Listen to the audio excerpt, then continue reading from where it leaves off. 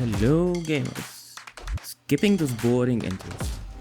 Here are some of the games I played in 2023 so far. In no specific order, let's get started. And hit it.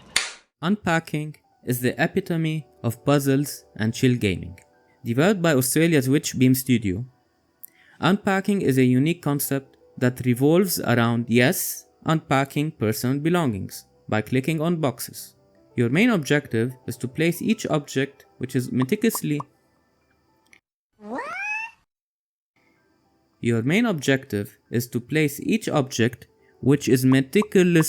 designed in the correct room and location. So trying to place your toaster in the bathroom is a big no-no.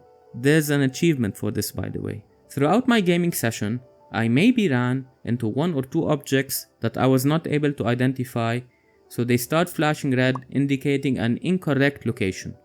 The sound design includes over 14,000 Foley effects, giving each object a unique pickup and placement sound effect. The weakest point of the game was the music. I personally set a lo-fi track to play in the background.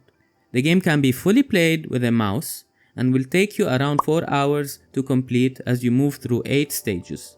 Without using a single word, the narrative is accomplished through objects the player unpacks from boxes. You'll soon discover that you are following the events of a mysterious character as she moves through different stages of life. I completed the game on Game Pass. You can find the game on every platform, and I easily recommend it on any game sale. Unpacking was highly praised by critics and won 2 BAFTA awards and 1 Game of the Year by Eurogamer. We interrupt this program to bring you...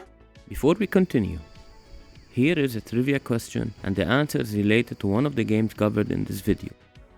Stick around to the end to find the answer. The question is, which of the games listed featured a gakaku which was recruited to perform the game's music during the recording process? My Friend Pedro, which started as a flash game back in the days, is what you get when transforming Max Payne into a 2D side-scrolling universe. Non-stop, over-the-top action mixed with insane slow-motion stunts is what you'll be trying to achieve. Your friend Pedro, a banana, starts by teaching and guiding you down the path of vengeance. I never thought listening to a banana would be this fun. Lots of mechanics keep the gameplay fresh. From skateboarding to bouncing bullets or frying pans and even motorcycle chases a la John Wick style, the chaos never stops.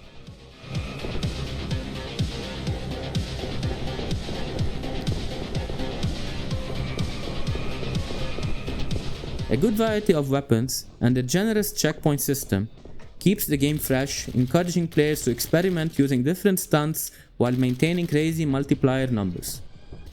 There are a few physics-based puzzles that help the players chill and take a break from the action. The soundtrack does an amazing job of maintaining the adrenaline rush.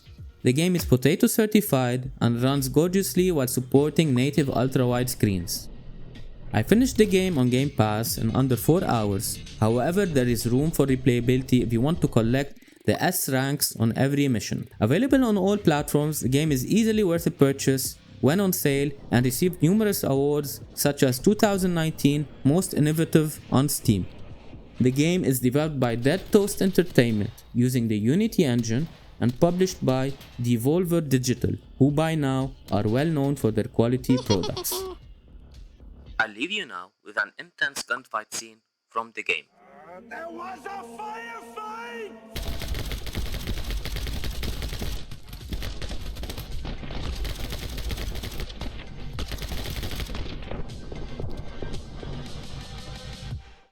When a game sells over 1 million copies in its first week, you know that it is on the right track.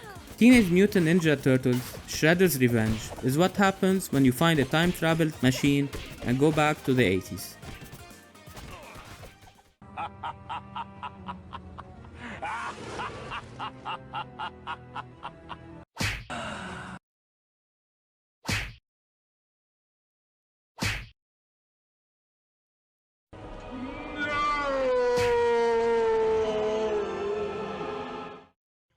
Developed by Montreal-based Tribute Games, the makers of Streets of Rage, which is by the way another awesome game.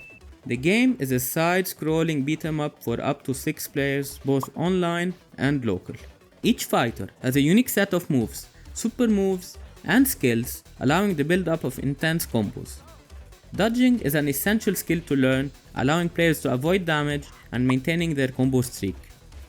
Tight controls and responsive combat can make or break a game, and thankfully they are well developed here. The game is all about the co-op experience. Co-op introduces interesting mechanics like high-fiving your partner to fill up your skill bar and reviving a player before the timer runs out and loses a life. Visually, the game looks stunning with its smooth pixel art, animations, and effects. There is a good variety of level design and enemy types, keeping the experience fresh. You will also encounter numerous boss fights, each requiring a unique strategy to defeat. The soundtrack, which is fantastic, is composed by T. Lopez, which is also behind the music for Sonic Mania and Streets of Rage 4. The game can be easily recommended to anyone as it is kid-friendly. The main drawback is its relatively short playtime of around 3 hours, which may leave some players wanting more. Replayability comes in the form of completing side objectives and mission challenges, such as not taking any damage in a stage. I played Teenage Mutant Ninja Turtles on Game Pass, but the game is out on every platform. If you are a Netflix subscriber, don't forget that you can try the game on both iOS and Android. At the time of this video, a DLC titled Dimension Shell Shock was announced and will feature a new game mode and new playable characters. As a final note, if you come across it on any sale, it's definitely worth picking up to satisfy your Ninja Turtles nostalgia. Batter up, Scuzzbucket. From the creators of Rogue Legacy, Full Metal Furies is a fun side-scrolling brawler with RPG elements and co-op support for up to 4 players, with Steam Remote Play support. Players are immediately thrown into a quick tutorial that covers the basics of the 4 character classes, each with a unique role. Tanks and fighters are great for close quarter combat, while snipers excel at long range. There is also an engineer class that specializes in deploying mechs and turrets for extra support on the battlefield. As you progress, each class unlocks new abilities in addition to unlocking new skills for each ability. Some classes synergize well, like for example the tank can deploy a huge shield which gives the engineer space to unleash huge amounts of firepower. Experimentation is key. Combat is challenging and relies on quick reflexes and dodges. Enemy variety is a strong point, forcing you to strategize and set your priorities when engaging, as some units are pesky and can cause you trouble if not dealt with quickly. The story is silly at times, with some witty moments that can be a hit or miss. When the jokes land, I guarantee you will be laughing out loud.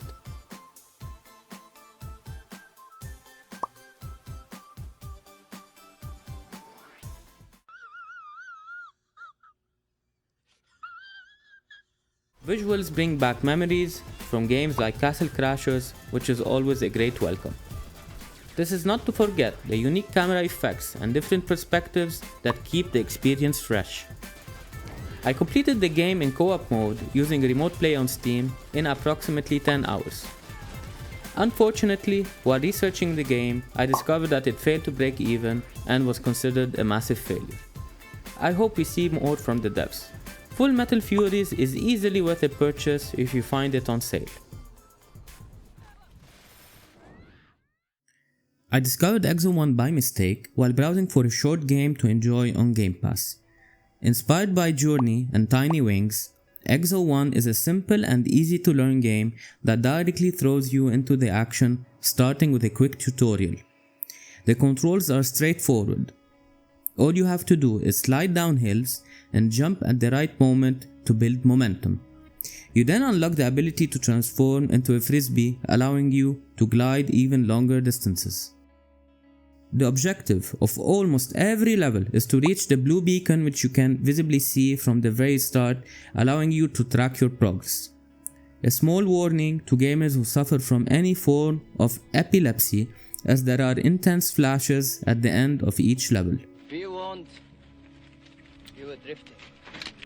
There are a large variety of biomes to explore, keeping the experience fresh. If you have an ultra-wide screen, the game takes full advantage of it, adding an extra layer to the immersion as you journey through clouds, dust, oceans, and harsh weather.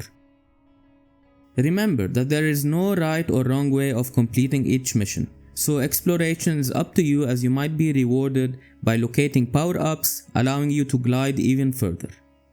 You simply cannot trigger any game over screen, as there are no rules here. Breaking the sound barrier or diving to the very bottom of the ocean are just a few ways to test the might of your ship. A controller is recommended, but I managed to complete it easily using the keyboard and mouse. In the audio department, Exo 1 sets a beautiful haunting mood with its electronic soundtrack. Some reviewers praised the narrative, however I found it to be the weakest part of Exo 1. The story was delivered through cryptic flashes and quick cutscenes, leaving it slightly vague for me.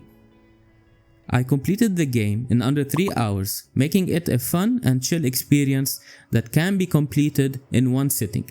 But don't forget to take frequent breaks by standing up and walking around to get your blood flowing again. And always remember to stay hydrated by drinking lots of water. I wouldn't say the game offers much replayability, but there are some levels that are easily worth a revisit, like the ocean planet Nautica, that offers so much eye candy, from the water reflections to the meteorites crashing into the ocean all around you. All this brought back heavy interstellar vibes. I played the game on Game Pass and was disappointed to learn that only 10% finished the game, which is quite sad, as the most exciting segments come in the second half. The game is potato certified, meaning it runs well on all graphic cards such as my GTX 770. As for the price, I would purchase Exo 1 at any sale, as it is easily worth the unique experience it puts the player through. Exo 1 is available on almost every platform and was well received by critics. Developed by a Swedish team, Kingdom 2 Crowns is a side-scrolling, easy-to-learn strategy and resource management experience. The game has you control a mounted monarch as you defend against a race of monsters known as the Greed.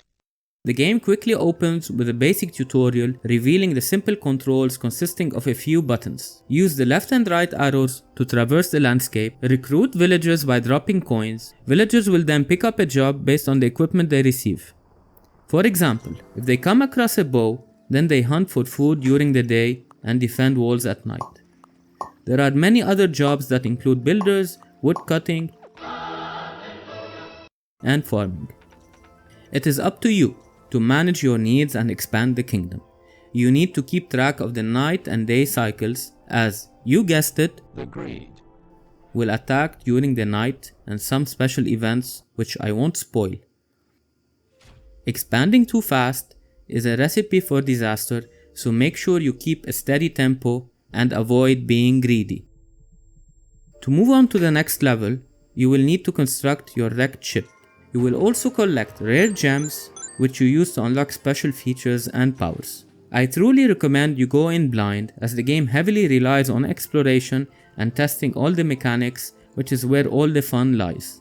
As a big fan of co-op games, Kingdom 2 Crowns implements it perfectly, supporting both split screen and online multiplayer. Having another player allows combined defense and offense capabilities, task planning, and management. This also gives you the opportunity to point fingers at others if you screw up. Visually, the pixel art is beautifully rendered, displaying intricate details such as weather effects, flora, and fauna. The game supports ultra-wide screen resolutions, thus making the experience more immersive. This is not to forget the enchanting soundtrack that sets the mood perfectly. I completed the game with its 2 free DLCs in around 30 hours. In conclusion, I highly recommend purchasing the game at any discounted price, especially if you are craving a fun co-op game. Published by one of my favorite companies, Devolver Digital. and developed by Flying Wild Hog, Trek to Yomi is a side-scrolling katana-slicing action game deeply influenced by Kurosawa movies. The game is set during Edo, Japan, and the team consulted Japanese historians and visited the Edo Tokyo Museum for inspiration on designing in-game assets. The game opens with a quick set of events engulfing you in the plot and revealing the basics as you progress. It takes you less than 5 minutes to get into the samurai slashing action. The word Yomi refers to the underworld in Japanese, so you can sense the direction of the story, which is satisfactory as it is primarily linear even though you get to choose from multiple endings. Keyboard and mouse controls are available, but once I switched to a gamepad, it was another experience and I highly recommend you do the same. What elevates Trek to Yomi to new heights are its stunning monochromatic visuals, dynamic camera system, and weather effects. These elements transform the game into a movie-like experience, making each frame wallpaper material. I quote from the developers, "Each scene is designed to look more like a magical moving theater stage rather than a screen." And how truly that is. Ultra-wide screen gamers can rejoice, as all this is natively supported in 21:9 resolution, making the experience even more stellar. Just don't forget to disable the grain filter option in the settings screen. Combat and player animations are smooth and responsive. The sword fights are always tense and counter attacks feel awesome.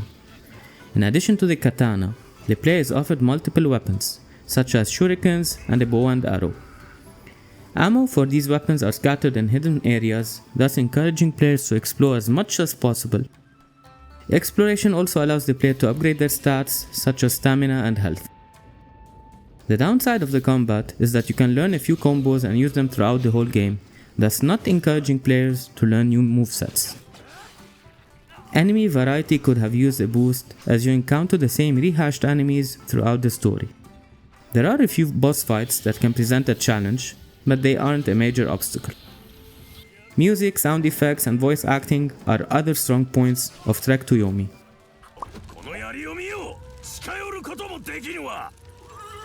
Checkpoints are well distributed, and some need extra exploration to locate. I completed the game on Game Pass in around 4 hours and 20 minutes. The game is potato certified and runs well on low-end systems. Trek to Yomi received mixed reviews, mostly criticizing its basic combat mechanics and passable narrative. Even though this is the case, I still highly recommend purchasing the game at a discount, as the visuals are worth the experience. Turmoil is a 2D casual game that I really dig. I came across it randomly while picking a game from my Steam backlog. Your sole purpose is to drill and extract oil. The mechanics are quickly explained in a short tutorial. The game loop is fun, simple and quite addictive. When you finish drilling in one level, you'll be craving to move to the next. Simplicity is the name of the game, and the game loop can be explained as follows. You bid on land, you hire units such as dowsers to search for oil, you build oil derricks to start drilling for oil, you connect pipes to oil wells to extract the oil, then you create horse wagons to sell or store the oil. That's the whole game loop. When you first open Turmoil, you might think of it as a mobile game, and you will be right, as you can also find it on both Apple and Play Store. It is an excellent game for a quick 10-minute break, but you'll find yourself sitting for 2 hours due to how addictive it is. That's what she said. No time, but she did. No time! Both the visuals and audio components of the game are simple and do their job. There is nothing special here, and I recommend playing your favorite podcast or audiobook. I completed a full playthrough on Steam in around 4.5 hours. When I finished the game, the devs managed to add multiplayer, but I did not try it. I highly recommend Turmoil at a heavy discount due to its low learning curve and addicting game loop. From the makers of Trine, which by the way is also a fun co-op franchise if you haven't tried it yet, Nine Parchments is an excellent 4-player co-op game where you play as a wizard unleashing potent magic spells in an isometric view. The game offers a full co-op campaign which should be enjoyed with friends either locally or online. There is a quick tutorial that teaches you the basics of movement, such as jumping, teleporting, and spellcasting.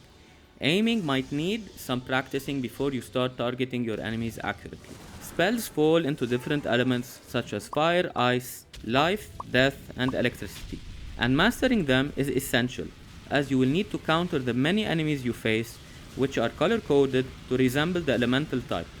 For example, trying to burn an enemy resistant to fire will cause no harm. Full keyboard mouse support is available in addition to gamepads, of course if you need to play local co-op. The game has friendly fire enabled at all times, and combining this with random spellcasting, things are going to escalate pretty damn quick. This is a fun playground for players who enjoy trolling and messing around. So expect players to create new enemies as they unleash fireballs, freeze, electrocute, or even smack players with different brooms. Healing is a major spell to master, as it can be a lifesaver if executed at the correct time. If you aren't constantly paying attention to your wizard, trust me, you'll be spending a good chunk of time in pits or deep water. As you progress, you'll be unlocking new spells, hats, which are purely cosmetic, and brooms, which do provide some unique boosts. One fun broom I used provided healing powers when I clobbered my teammates. From personal experience, 9 parchments is quite boring if played alone. All the fun is in the co-op aspect, as players can combine spells in cool ways. The gameplay can get a little repetitive at times, as level design lacks variety. Boss fights can be tricky, so having a helpful hand is always an advantage. 9 parchments is visually stunning, with its colorful, bright flora, detailed backdrops, and high fidelity effects. The game supports ultra-wide screen and is potato certified for those with a not so modern build. Game completion took me around 12 hours on Steam. However, the game offers additional challenges which also extend the gameplay time. I highly advise purchasing the game in any sale, and the game has been in bundles many times, so keep a lookout. In conclusion, if you want a game that combines Harry Potter, Diablo, and some Magicka thrown in, 9 Parchments is the game for you. A breathtaking, twin-stick, top-down shooter remake of a classic, Nex Machina keeps your screen busy with flying bullets and eye candy. Developed by Finnish Housemarque in collaboration with Eugene Jarvis, who has worked on classic arcade video games such as Defender and Robotron 2084. In Nex Machina, the action starts immediately, with bullets flying in every direction, lasers trying to melt your metallic exoskeleton, and robotic enemies trying to overwhelm you. The learning curve is pretty easy, like any twin-stick shooter, but it all comes down to mastering your dodging skills by dashing and perfectly timing your abilities, such as unleashing a katana slice attack. Your full focus and attention are needed at all times, and are greatly rewarded once you achieve those split-second evasions. The objective of the game is to move through arena-like rooms, shooting waves of enemies while attempting to save humans and maintaining your multipliers. At the core, the game is all about achieving high ranks on global leaderboards. Keyboard and mouse controls are supported, which is how I played it, but gamepads are the optimal choice, as aiming with a mouse with no crosshairs is very tricky. And props to the devs for making the controls pixel perfect. The game can be played locally, only with up to 2 players, bringing back the old school arcade feel to it. Nex Machina, with its great level variety and neon color visuals, constantly fills the screen with explosions and other visual effects, taking full advantage of the voxel engine the game is built on. Transitioning between stages is always a treat to watch as you complete areas. No matter how many times you experience it, it never gets old. It's all down to these intricate details that keep the experience fresh. Tons of enemies, lasers, and boss fights can all be enjoyed while playing in ultra-wide screen mode. With all the commotion happening, the game is potato certified and runs amazingly well even on dated hardware. Nex Machina also sounds fantastic with its cyberpunk upbeat soundtrack and impactful sound effects. Even though I completed the game on Steam in around 1 hour, Nex Machina is designed for replayability and high score chasing. Not to forget that you'll be constantly discovering new secrets with every playthrough. The game was highly received by critics, scoring a mighty OpenCritic rating, and was awarded the Best Indie Action Game in Game Informer's 2017 Action Game of the Year award. If you are looking for an adrenaline pumping arcadey bullet hell shooter, I highly recommend Nex Machina on any sale. Before we wrap up, the answer to the trivia question is Trek to Yomi. If you're still watching, thank you so much. I plan to create more videos like this. Let me know in the comments section if you enjoy them, and your feedback is more than appreciated. Check the description for all games I discussed. I would also appreciate a sub or thumbs up, as this greatly helps me reach more people on YouTube. I hope this video helped you discover new games, and I look forward to seeing you in the next one.